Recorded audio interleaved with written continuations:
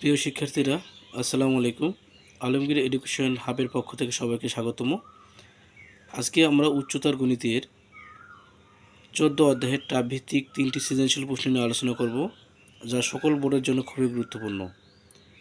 তোমরা যদি ভিডিওটি মনোযোগ দিয়ে দেখো, আশা করা যায় 14 অধ্যায়ের সৃজনশীল প্রশ্ন নিয়ে আর কোনো সমস্যা থাকবে না। তাহলে শুরু করা যাক। আমরা একটি প্রশ্ন নিয়ে আজকে আলোচনা করতেছি। দেখো, লেখা আছে 3টি নিরপেক্ষ মুদ্রা একত্রে একবার নিক্ষেপ করা হলো। 31 থেকে 52 পর্যন্ত 62টি টিকিটের ক্রমিক নম্বর দেওয়া আছে। টিকিটগুলো ভালোভাবে মিশিয়ে একটি টিকিট দৈবভাবে চয়ন করা হলো। ক, একটি নিরপেক্ষ ছক্কা একবার নিক্ষেপ করলে বিজোড় সংখ্যা এবং মৌলিক সংখ্যা ওঠার সম্ভাবনা নির্ণয় করো। খ, 1 নংয়ের আলোকে অঙ্কন করে কমপক্ষে 2টি এবং বড়জোর 2s আসার সম্ভাবনা নির্ণয় করো। গ, নির্বাচিত টিকিটের নম্বরটি জোড় অথবা 9-এর গুণিতক হওয়ার সম্ভাবনা নির্ণয় করো। তাহলে আমরা এখন সমাধানের দিকে যাব। তাহলে শুরু করা যাক। ক নম্বর প্রশ্নটা এখন লেখা আছে, একটি নিরপেক্ষ ছক্কা একবার নিক্ষেপ করলে বিজোড় সংখ্যা এবং মৌলিক সংখ্যা ওটার সম্ভাবনা নির্ণয় করো, তাই না? আচ্ছা, দেখো, আমরা লিখব যে ছক্কা নিক্ষেপে সম্ভাব্য ফলাফলগুলো। একটা ছক্কা নিক্ষেপ করলে কী কী ফলাফল আসতে পারে? 1, 2, 3, 4, 5, 6। তাহলে সম্ভাব্য যে ফলাফলগুলো আসবে সেটা হচ্ছে মোট ফলাফল। তাহলে মোট ফলাফল হচ্ছে 6। বিজোড় সংখ্যা এবং মৌলিক সংখ্যাগুলো, এই যে আমি ছক্কাটা নিক্ষেপ করলাম, বিজোড় সংখ্যা এবং মৌলিক, মানে বিজোড়ও হতে হবে, মৌলিকও হতে হবে, দুটি শর্ত মানতে হবে। সেক্ষেত্রে বিজোড় সংখ্যা দেখা যাচ্ছে 3, আর মৌলিক হচ্ছে মানে 3 বিজোড় এবং মৌলিক, আবার 5 বিজোড় এবং কি মৌলিক।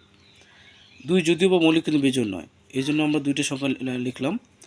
তা যেটা আমরা পাবো, মানে প্রশ্নে যেটা চাবে সেটা হচ্ছে অনুকূল ফলাফল। তাহলে বিজোড় সংখ্যা এবং মৌলিক সংখ্যাগুলো হচ্ছে 3, 5, তাহলে অনুকূল ফলাফল হচ্ছে কত? 2, একটা দুইটা।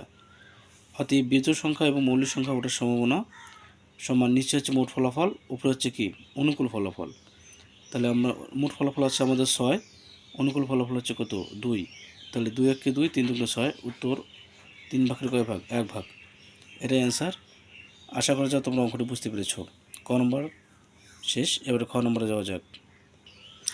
খ নম্বর প্রশ্ন লেখা আছে যে 3টি নিরপেক্ষ মুদ্রা একত্রে একবার নিক্ষেপ করা হলো। খ, 1 নংয়ের আলোকে অঙ্কন করে কমপক্ষে 2টি এবং বিজোড় মানে 2 নম্বর হচ্ছে বড় জোর 2s আসার সম্ভাবনা নির্ণয় করো। তাহলে দেখো, খ নম্বর অঙ্কটা কীভাবে করবো। আমরা প্রথমে একটা অ্যাড করব যে নমুনা 3বার মুদ্রা নিক্ষেপের প্রবাবিলিটিটি অঙ্কন করব। মুদ্রা হেড টেল, মানে একবার নিক্ষেপ করলে দুটো জিনিস পাবো। আবার এখান থেকে দ্বিতীয়বার নিক্ষেপ যখন করবো তখন এখান থেকে হেড টেল পাবো, টি এর ক্ষেত্রে হেড টেল। আবার এখান থেকে পাবো হেড টেল, এখান থেকে হেড টেল, যেহেতু তৃতীয়বার নিক্ষেপ করতেছি এখান থেকে হেড টেল, এখান থেকে হেড টেল। তার নমুনা ক্ষেত্রটা হবে, দেখো এখানে H H H, H S T, H T H, আবার H T T, T H H, T H T, T T T H, T T T. এটা হচ্ছে নমুনা ক্ষেত্র। নমুনা ক্ষেত্র যেটা মোট ফলাফল সেটা, ঠিক আছে। দেখো, মোট ফলাফল হচ্ছে কত? 8।